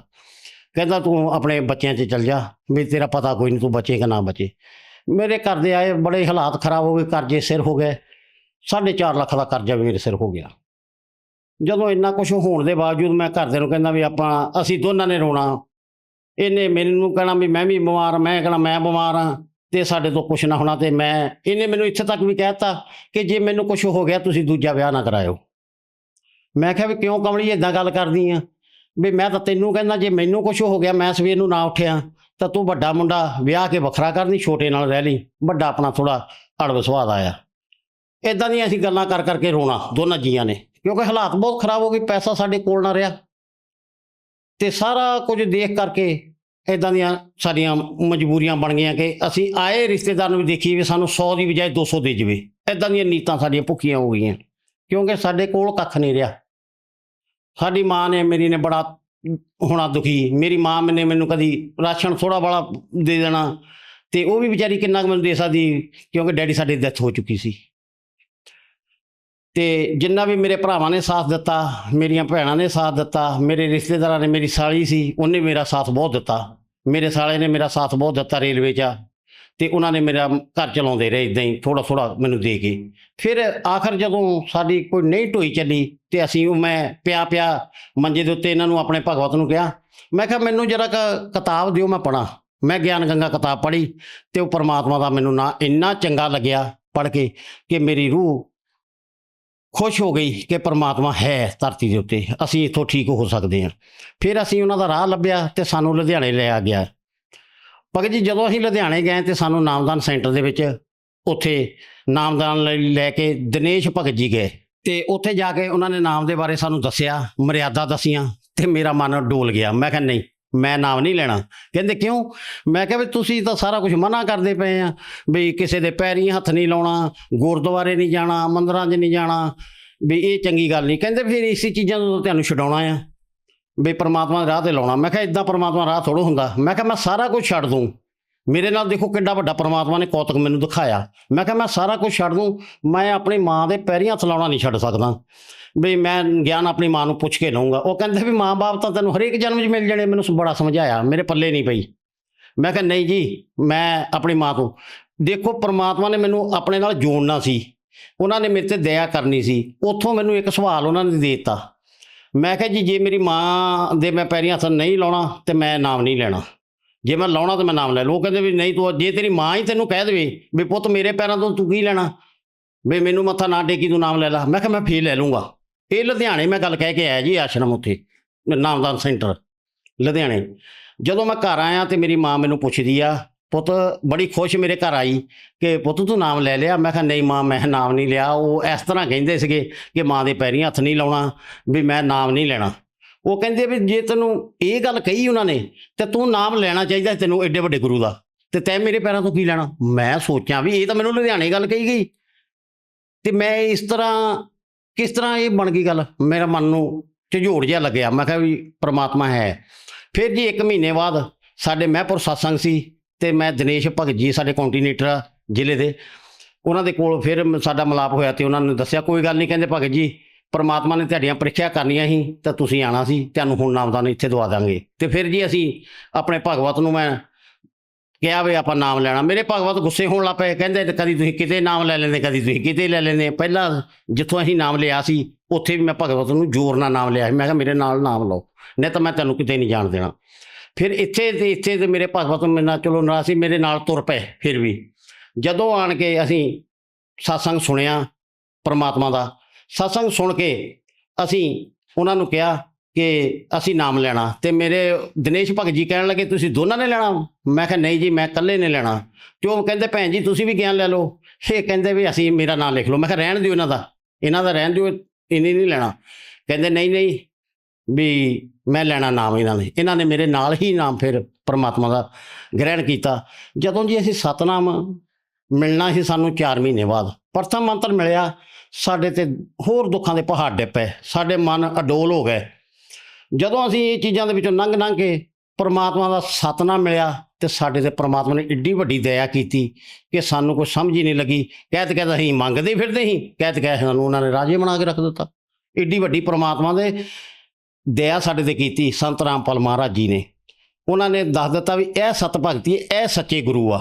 ਇੱਥੋਂ ਪਤਾ ਲੱਗਦਾ ਕਿ ਜਿਹੜੀ ਸਤ ਭਗਤੀ ਆ ਉਹਦੇ ਨਾਲ ਸਾਰੇ ਦੁੱਖ ਵੀ ਕੱਟੇ ਜਾਂਦੇ ਆ, ਤੇ ਇੱਥੋਂ ਪਤਾ ਲੱਗਦਾ ਕਿ ਤੁਹਾਡੇ ਜਿਹੜੇ ਆਉਣ ਵਾਲੇ ਦੁੱਖ ਆ ਉਹ ਵੀ ਕੱਟੇ ਜਾਂਦੇ ਆ ਜੇ ਸਤ ਭਗਤੀ ਅਸੀਂ ਕਰਦੇ ਗੁਰੂ ਦੀ। ਸੰਤ ਰਾਮਪਾਲ ਜੀ ਮਹਾਰਾਜ ਜੀ ਤੋਂ ਨਾਮ ਦੀਕਸ਼ਾ ਲੈਣ ਤੋਂ ਬਾਅਦ 'ਚੋਂ ਤੁਹਾਨੂੰ ਕੀ ਲਾਭ ਪ੍ਰਾਪਤ ਹੋਏ? ਭਗਤ ਜੀ ਲਾਭ ਤਾਂ ਅਸੀਂ ਗਿਣਾ ਹੀ ਨਹੀਂ ਸਕਦੇ। ਸਭ ਤੋਂ ਜਿਹੜਾ ਸਾਡੀ ਜ਼ਿੰਦਗੀ ਦਾ ਅਹਿਮ ਲਾਭ ਆ ਨਾ, ਜ਼ਿੰਦਗੀ ਦਾ ਅਹਿਮ ਲਾਭ, ਸਾਨੂੰ ਆਪਣੇ ਘਰ ਦਾ ਰਸਤਾ ਮਿਲ ਗਿਆ, ਸਤਲੋਕ ਦਾ। ਇਸ ਤੋਂ ਵੱਡਾ ਦੁਨੀਆ ਦੇ ਵਿੱਚ ਨਾ ਕੋਈ ਸਾਨੂੰ ਲਾਭ ਮਿਲਣਾ ਤੇ ਨਾ ਕੋਈ ਮਿਲ ਸਕਦਾ ਹੀ ਆ, ਕਿਉਂਕਿ ਅਸਲ ਘਰ ਨੂੰ ਅਸੀਂ ਲੱਭਦੇ ਹਾਂ। ਕਿਤੇ ਵੀ ਜਾਂਦੇ ਸੀ ਕਰਦੇ ਤਾਂ ਪਰਮਾਤਮਾ ਦੀ ਭਗਤੀ ਸੀ ਤੇ ਸਾਨੂੰ ਲੱਗਦਾ ਸੀ ਅਸੀਂ ਕਿਸੇ ਦੇਵੀ ਦੇਵਤੇ ਦੀ ਕਰੀਏ, ਇੱਧਰ ਜਾਈਏ। ਪਰ ਜਦੋਂ ਅਸੀਂ ਰਾਮਪਾਲ ਮਹਾਰਾਜ ਦੀ ਸ਼ਰਨ ਦੇ ਵਿੱਚ ਆ ਗਏ ਤੇ ਸਾਨੂੰ ਸਾਰੀਆਂ ਹੀ ਚੀਜ਼ਾਂ, ਸਾਰੇ ਲਾਭ ਮਿਲ ਗਏ ਆ। ਔਰ ਇੱਦਾਂ ਦੇ ਲਾਭ ਮਿਲ ਗਏ ਆ ਕਿ ਜਿਹੜੇ ਸਾਨੂੰ ਸੋਚਣ ਦੇ ਵੀ ਸਾਡੇ ਬਾਹਰ ਆ ਜੀ। ਅਣਗਿਣਤ ਲਾਭ ਆ, ਗਣਾਉਂਦਿਆਂ ਥੱਕ ਜਾਾਂਗੇ। ਮੇਰੇ ਪਹਿਲਾ ਭਗਵਤ ਹੈ ਜੀ, ਇਹ ਮੇਰੇ ਭਗਵਤ ਹੈ ਜੀ। ਇਹਨਾਂ ਦੀ ਇੰਨੀ ਹਾਲਾਤ ਖਰਾਬ ਸੀ ਕਿ ਕੋਈ ਕਹਿ ਨਹੀਂ ਸਕਦੇ। ਇਹਨਾਂ ਦੀ 600 ਸ਼ੂਗਰ ਹੋ ਜਾਂਦੀ ਹੈ ਜੀ, ਇਹਨਾਂ ਦੀ 600 ਸ਼ੂਗਰ। 2 ਅਟੈਕ ਹੋ ਗਏ ਇਹਨਾਂ ਨੂੰ, ਪੈਰਾਲਾਈਜ਼ ਦਾ ਅਟੈਕ ਹੋ ਗਿਆ, ਪਿੱਛੇ ਰੀੜ੍ਹ ਦੀ ਹੱਡੀ ਮਣਕਿਆਂ ਦਾ ਅਟੈਕ ਹੋ ਗਿਆ ਸੀ। ਪਰਮਾਤਮਾ ਨੇ ਇਹਨਾਂ ਤੇ ਏਡੀ ਵੱਡੀ ਦਇਆ ਕੀਤੀ ਕਿ ਅਸੀਂ ਕੁਛ ਵੀ ਨਹੀਂ, ਉਹ ਜੋ ਭਗਤੀ ਉਹਨਾਂ ਨੇ ਸਾਨੂੰ ਦਿੱਤੀ ਅਸੀਂ ਉਹੀ ਭਗਤੀ ਕੀਤੀ ਤੇ ਉਹਦੇ ਨਾਲ ਇਹਦੀਆਂ ਜਿੰਨੀਆਂ ਪਹਿਲਾਂ ਮੈਂ ਬਿਮਾਰੀਆਂ ਗਣਾਈਆਂ ਆਪ ਦੀਆਂ ਤੇ ਇਹਦੀਆਂ, ਉਹ ਸਾਡੀਆਂ ਰਾਮਪਾਲ ਮਹਾਰਾਜ ਜੀ ਦੀ ਭਗਤੀ ਕਰਨ ਨਾਲ ਹੀ ਸਮਾਪਤ ਹੋਈਆਂ। ਜਿੰਨੀਆਂ ਵੀ ਸਾਡੀਆਂ ਬਿਮਾਰੀਆਂ ਸੀ, ਹੁਣ ਵੀ ਇਹਨਾਂ ਦੀ ਸ਼ੂਗਰ ਵੱਧ ਜਾਵੇ ਤੇ ਅਸੀਂ ਮਹਾਰਾਜ ਜੀ ਦਾ ਪ੍ਰਸ਼ਾਦ ਲਈਦਾ ਆ ਤੇ ਜਲ ਲਈਦਾ ਆ ਤੇ ਪਰਮਾਤਮਾ ਨੋਰਮਲ ਕਰ ਦਿੰਦਾ ਸਾਨੂੰ। ਹੁਣ ਵੀ ਇਹ ਮਿੰਟ ਦੇ ਵਿੱਚ ਜ਼ਿਆਦਾ ਹੋ ਜਾਣਾ ਤੇ ਪਰਮਾਤਮਾ ਦੀ ਭਗਤੀ ਕਰਦੇ ਆ ਤੇ ਸਾਡੇ ਤੋਂ ਦਇਆ ਕਰਦੇ ਆ ਜੀ। ਇਸ ਤੋਂ ਇਲਾਵਾ ਤੁਹਾਨੂੰ ਹੋਰ ਕੀ ਲਾਭ ਹੋਏ? ਹੋਰ ਲਾਭ ਜੀ ਦੇਖੋ ਜੀ, ਸਾਨੂੰ ਤਾਂ ਮੌਤ ਦੇ ਮੂੰਹ ਚੋਂ ਵੀ ਉਹ ਬਚਾ ਲਿਆ ਆ। ਇੱਕ ਦਿਨ ਅਸੀਂ ਰਾਤ ਨੂੰ ਸੁੱਤੇ ਪਏ ਸੀ ਤੇ ਮੇਰੇ ਛੋਟੇ ਬੇਟੇ ਨੇ ਪਰਮਾਤਮਾ ਦਾ ਗਿਆਨ ਲਿਆ ਆ ਤੇ ਲਾਭ ਦੇਖੋ ਜੀ, ਪਰਮਾਤਮਾ ਸਾਡੇ ਸਰਾਣੇ ਵਾਲ ਦੇ ਬੰਨੇ ਸਾਡੇ ਤੇ ਹੱਥ ਕਰਕੇ ਖੜੇ ਸੀ। ਮੇਰਾ ਬੇਟਾ ਉੱਠਿਆ, ਕਹਿੰਦਾ ਇਹ ਕੌਣ ਆਪਣੇ ਘਰ ਦੇ ਵਿੱਚ ਆਇਆ? ਉਹਨੇ ਸਾਨੂੰ ਬਾਅਦ 'ਚ ਦੱਸਿਆ ਠਾਲ ਕੇ ਉਸੇ ਵਕਤ ਹੀ। ਕਹਿੰਦਾ ਆ ਕੇ ਵੀ ਕੌਣ ਹੈ? ਜੋ ਦੇਖਿਆ ਕਹਿੰਦਾ ਇਹ ਤਾਂ ਮਹਾਰਾਜ ਆ। ਉਹਨਾਂ ਨੇ ਦੰਡਵਤ ਪ੍ਰਣਾਮ ਮੇਰੇ ਬੇਟੇ ਨੇ ਕੀਤਾ ਤੇ ਪ੍ਰਣਾਮ ਕਰਕੇ ਕਹਿੰਦੇ ਮਹਾਰਾਜ ਜੀ ਮੇਰੇ ਮੰਮੀ ਡੈਡੀ ਤੇ ਦਇਆ ਕਰੋ, ਇਹ ਬਹੁਤ ਬਿਮਾਰ ਰਹਿੰਦੇ ਆ। ਉਹ ਕਹਿੰਦੇ ਬੱਚਾ ਜੀ ਪਰਮਾਤਮਾ ਹਰ ਵਕਤ ਇਹਨਾਂ ਤੇ ਦਇਆ ਕਰਨਗੇ, ਵੀ ਤੂੰ ਘਬਰਾ ਨਾ। ਇੱਕ ਥੋੜ੍ਹੀ ਜਿਹੀ ਔਲੀ, ਉਹਨਾਂ ਨੇ ਔਲੀ ਕਿਹਾ ਵੀ ਇਹਨਾਂ ਤੇ ਆਣੀ ਆ। ਉਹ ਜੀ ਅਸੀਂ ਦੂਸਰੇ ਦਿਨ ਹੀ ਮੋਟਰਸਾਈਕਲ ਤੇ ਜਾਂਦੇ ਪਏ ਸੀ, ਮੈਂ, ਮੇਰਾ ਵੱਡਾ ਬੇਟਾ ਤੇ ਮੇਰੇ ਭਗਵਤ ਨੂਰਮਹਿਲ। ਉਹ ਬੱਚੇ ਦੇ ਦਾੜ ਦੇ ਵਿੱਚ ਦਰਦ ਪੈਂਦਾ ਸੀ ਤੇ ਅਸੀਂ ਦਵਾਈ ਉਹਦੇ ਦਾੜ ਦੇ ਵਿੱਚ ਪਾਉਣ ਗਏ ਸੀ ਕੰਨ 'ਚ। ਉਹ ਜਾਂਦਿਆਂ ਸਾਡਾ ਜੀ ਐਕਸੀਡੈਂਟ ਹੋ ਗਿਆ। ਮੇਰੇ ਹਜੇ ਵੀ ਆਹ ਬਾਂਹ ਦੇ ਉੱਤੇ ਸਾਰੀ ਆਹ ਬਾਂਹ ਛਿੱਲੀ ਗਈ, ਆਹ ਸਾਰਾ ਗਿੱਟਾ ਮੇਰਾ ਹੋ ਗਿਆ ਫ੍ਰੈਕਚਰ ਤੇ ਸਾਰੇ ਅਸੀਂ ਬਹੁਤ ਬੁਰੀ ਤਰ੍ਹਾਂ ਡਿੱਗੇ ਤੇ ਪਰ ਪਰਮਾਤਮਾ ਨੇ ਏਡੀ ਦਇਆ ਕੀਤੀ, ਅਸੀਂ ਉੱਠ ਗਏ। ਦੇਖੋ ਜੀ ਇੰਨੀਆਂ ਸੱਟਾਂ ਲੱਗਣ ਦੇ ਬਾਵਜੂਦ ਵੀ ਉਹਨਾਂ ਨੇ ਸਾਡੇ 'ਚ ਇੰਨੀ ਪਰਮਾਤਮਾ ਨੇ ਹਿੰਮਤ ਭਰੀ ਤੇ ਮੈਂ ਮੋਟਰਸਾਈਕਲ ਆਪ ਹੀ ਚਲਾ ਕੇ ਨੂਰਮਹਿਲ ਗਿਆ। ਨੂਰਮਹਿਲੋਂ ਵਾਪਸ ਆਪਣੇ ਘਰ ਮਹਿਤਪੁਰ ਆਣ ਕੇ ਟ੍ਰੀਟਮੈਂਟ ਆਪਣਾ ਕਰਾਇਆ ਜੀ, ਟੀਕੇ ਲਵਾਏ ਤੇ ਪੱਟੀਆਂ ਕਰਾਈਆਂ ਤੇ ਸਾਨੂੰ ਉਹ ਸ਼ਾਇਦ ਮੌਤ ਹੀ ਸੀ ਜਿਹੜੇ ਪ੍ਰਮਾਤਮਾ ਨੇ ਸਾਨੂੰ ਉਹ ਇੰਨੇ ਕੁ ਦੇ ਵਿੱਚ ਹੀ ਸਾਨੂੰ ਠੀਕ ਕਰ ਦਿੱਤਾ, ਸਾਰ ਦਿੱਤਾ। ਇਦੋਂ ਵੱਡੇ ਲਾਭ ਅਸੀਂ ਗਿਣਾ ਹੀ ਨਹੀਂ ਸਕਦੇ ਜੀ ਸਾਨੂੰ ਪ੍ਰਮਾਤਮਾ ਨੇ ਜਿਹੜੇ ਦਿੱਤੇ ਆ ਜੀ। ਜਿਵੇਂ ਕਿ ਤੁਸੀਂ ਦੱਸਿਆ ਸੀਗਾ ਵੀ ਤੁਹਾਡੇ ਤੇ 4.5 ਲੱਖ ਦਾ ਕਰਜ਼ਾ ਚੜ ਗਿਆ ਸੀਗਾ, ਤੇ ਅਸੀਂ ਬਹੁਤ ਸਾਰੇ ਸੰਤ ਰਾਮਪਾਲ ਜੀ ਮਹਾਰਾਜ ਜੀ ਦੇ ਭਗਤਾਂ ਦੇ ਇੰਟਰਵਿਊ ਸੁਣਦੇ ਹਾਂ ਤੇ ਉਹ ਦੱਸਦੇ ਨੇ ਵੀ ਸੰਤ ਰਾਮਪਾਲ ਜੀ ਮਹਾਰਾਜ ਜੀ ਤੋਂ ਨਾਮ ਦੀਕਸ਼ਾ ਲੈਣ ਤੋਂ ਬਾਅਦ ਚੋਂ ਉਹ ਕਰਜ਼ਾ ਮੁਕਤ ਹੋ ਗਏ। ਕੀ ਸੰਤ ਰਾਮਪਾਲ ਜੀ ਮਹਾਰਾਜ ਜੀ ਤੋਂ ਨਾਮ ਉਪਦੇਸ਼ ਲੈਣ ਤੋਂ ਬਾਅਦ ਚੋਂ ਤੁਸੀਂ ਵੀ ਕਰਜ਼ਾ ਮੁਕਤ ਹੋ ਗਏ? ਭਗਤ ਜੀ ਕਰਜ਼ਾ ਮੁਕਤ ਦੇਖੋ, ਜਦੋਂ ਅਸੀਂ, ਮੈਂ ਤੁਹਾਨੂੰ ਪਹਿਲਾਂ ਵੀ ਦੱਸਿਆ ਵੀ ਜਦੋਂ ਸਾਨੂੰ ਪ੍ਰਥਮ ਮੰਤਰ ਮਿਲਿਆ ਨਾ, ਉਸ ਵਕਤ ਸਾਡੇ ਹਾਲਾਤ ਬਹੁਤ ਜ਼ਿਆਦਾ ਪਰਮਾਤਮਾ ਨੇ ਪ੍ਰੀਖਿਆ ਲਈ ਸਾਡੀ ਕਿ ਇਹ ਬੱਚੇ ਕਿਸ ਤਰ੍ਹਾਂ ਨਾਮ ਤੋਂ ਭੱਜਦੇ ਜਾਂ ਨਹੀਂ ਭੱਜਦੇ। ਪਰ ਅਸੀਂ ਨਾਮ ਤੋਂ ਭੱਜਣ ਦੇ ਜ਼ਰੂਰ ਕਾਬਲ ਹੋ ਗਏ ਸੀ, ਕਿਉਂਕਿ ਸਾਡੇ ਹਾਲਾਤ ਹੀ ਇੱਦਾਂ ਦੀ ਹੋ ਗਈ ਸੀ ਵੀ ਬਹੁਤ ਜ਼ਿਆਦਾ ਹਾਲਾਤ ਮਾੜੀ ਸੀ। ਸਾਡੇ ਕੋਲ, ਮੇਰੇ ਕੋਲ ਇੱਕ ਰੇਹੜੀ ਸੀ, ਉਹ ਵੀ ਵੇਚ ਦਿੱਤੀ। ਫਿਰ ਮੇਰੇ ਕੋਲ ਇੱਕ ਮੋਟਰਸਾਈਕਲ ਸੀ, ਮੈਂ ਉਹ ਵੇਚਣਾ ਲਾਤਾ। ਤੇ ਮੈਂ ਆਪਣੇ ਮੋਟਰਸਾਈਕਲ ਦੀ ਸਰਵਿਸ ਮੈਪਰ ਕਰਾਉਣ ਗਿਆ ਸੀ। ਉੱਧਰ ਮੈਨੂੰ ਸਤਨਾਮ ਮਿਲੇ ਨੂੰ 7 ਹੀ ਦਿਨ ਹੋਏ ਸੀ ਜੀ। ਤੇ ਮੈਂ ਉਹ ਮੋਟਰਸਾਈਕਲ ਸਰਵਿਸ ਕਰਾਈ, ਮੋਟਰਸਾਈਕਲ ਦੀ ਉੱਥੇ ਗੱਲ ਕੀਤੀ ਤੇ ਉਹ ਵੇਚਣਾ ਲਾਤਾ। ਬੰਦਾ ਮੇਰੇ ਘਰ ਇੱਕ ਮੋਟਰਸਾਈਕਲ ਲੈਣ ਆਇਆ, ਤੇ ਉਹ ਜਦੋਂ ਲੈਣ ਆਇਆ ਤੇ ਉਹਦੇ ਨਾਲ ਇੱਕ ਹੋਰ ਬੰਦਾ ਗੁਪਤਾ ਸੀ ਇੱਥੇ ਮਹਿਤਪੁਰ ਦੇ ਵਿੱਚ, ਉਹਦਾ ਸਮੋਸਿਆਂ ਦਾ, ਆਈਸਕ੍ਰੀਮ ਦਾ ਕੰਮ ਸੀ। ਤੇ ਉਹਨੇ ਆਣ ਕੇ ਮੈਨੂੰ ਪੁੱਛਿਆ ਵੀ ਭਗਤ ਜੀ ਕੀ ਜਾਣੀ ਕਿ ਵੀ ਤੁਸੀਂ ਠੀਕ ਨਹੀਂ ਰਹਿੰਦੇ ਵੀ ਪਏ ਆ? ਮੈਂ ਕਿਹਾ ਹਾਂ ਜੀ ਮੈਂ ਠੀਕ ਨਹੀਂ ਰਹਿੰਦਾ। ਤੇ ਮੋਟਰਸਾਈਕਲ ਕਹਿੰਦੇ ਤੂੰ ਵੇਚਦਾ? ਮੈਂ ਕਿਹਾ ਹਾਂ ਜੀ ਮੋਟਰਸਾਈਕਲ ਇੱਦਾਂ ਇੱਦਾਂ ਕਰਕੇ ਵੇਚਣਾ। ਤੇ ਉਹ ਜੀ ਮੇਰੇ ਤੋਂ 13,500 ਦਾ ਮੋਟਰਸਾਈਕਲ ਵੇਚ ਦਿੱਤਾ ਮੈਂ ਉਹਨਾਂ ਨੂੰ।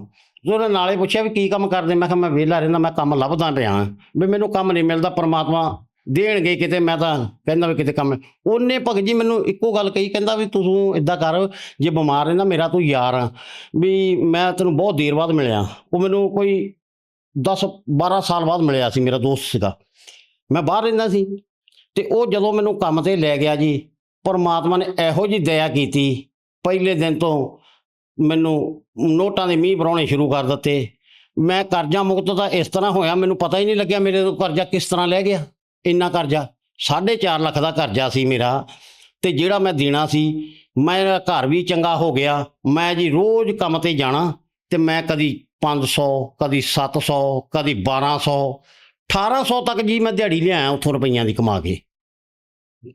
3-3, 4-4 ਆਰਡਰ ਮੈਂ ਆਈਸਕ੍ਰੀਮ ਦੇ ਲਾ ਕੇ ਆਉਣੇ, ਰਾਤ ਨੂੰ ਵੀ ਮੈਂ ਆਰਡਰ ਲਾ ਕੇ ਆਉਣਾ।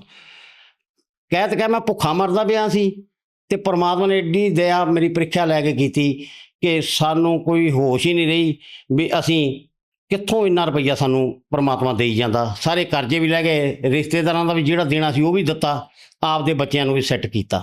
ਇਸ ਟਾਈਮ ਮੇਰਾ ਇੱਕ ਬੱਚਾ ਸਾਊਥ ਅਫਰੀਕਾ ਚਲਾ ਗਿਆ, ਤੇ ਇੱਕ ਬੇਟਾ ਮੇਰਾ ਐਡੀਡਾਸ ਦੇ ਵਿੱਚ ਕੰਪਨੀ ਦੇ ਵਿੱਚ ਲੱਗ ਗਿਆ। ਪਰਮਾਤਮਾ ਨੇ ਉਹਨਾਂ 'ਤੇ ਦਇਆ ਕੀਤੀ। ਇਹ ਉਹਨਾਂ ਦੀ, ਪਰਮਾਤਮਾ ਸੰਤ ਰਾਮਪਾਲ ਮਹਾਰਾਜ ਦੀ ਦਇਆ ਨਾਲ ਹੀ ਸਾਰਾ ਕੁਝ ਸਾਡੇ ਤੇ ਇਸ ਤਰ੍ਹਾਂ ਹੀ ਕਰਜ਼ਾ ਮੁਕਤ ਹੋਏ ਜੀ, ਉਹਨਾਂ ਦੀ ਸਤ ਭਗਤੀ ਦੇਣ ਦੇ ਨਾਲ। ਭਗਤ ਸਮਾਜ ਨੂੰ ਕੀ ਸੰਦੇਸ਼ ਦੇਣਾ ਚਾਹੁੰਦੇ ਹੋ? ਮੈਂ ਜੀ ਸੰਦੇਸ਼ ਤਾਂ ਕੀ ਦੇ ਸਕਦਾ ਜੀ, ਮੈਂ ਬੇਨਤੀ ਕਰ ਸਕਦਾ ਹਾਂ ਕਿ ਪੂਰਨ ਸੰਤ ਆਏ ਆ। ਇਹ ਜਿਹੜੇ ਸੰਸਾਰੀ ਸੁੱਖ ਆ, ਇਹਦੇ ਨਾਲ ਨਹੀਂ ਜ਼ਿੰਦਗੀ ਪੂਰੀ ਹੁੰਦੀ। ਜ਼ਿੰਦਗੀ ਪੂਰੀ ਹੁੰਦੀ ਆ ਪੂਰਨ ਗੁਰੂ ਦੇ ਲੜ ਲੱਗ ਕੇ।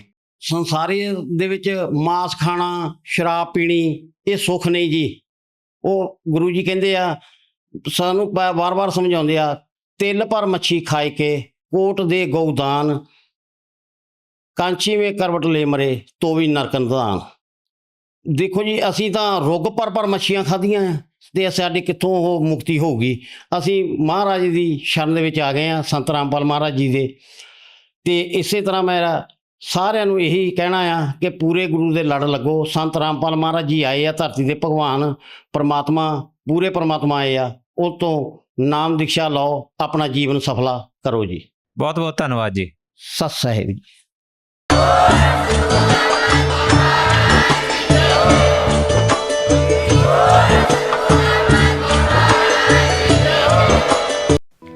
आप सुन रहे थे जगत गुरु तत्वदर्शी संत रामपाल जी महाराज के मंगल प्रवचन। अधिक जानकारी के लिए संपर्क करें।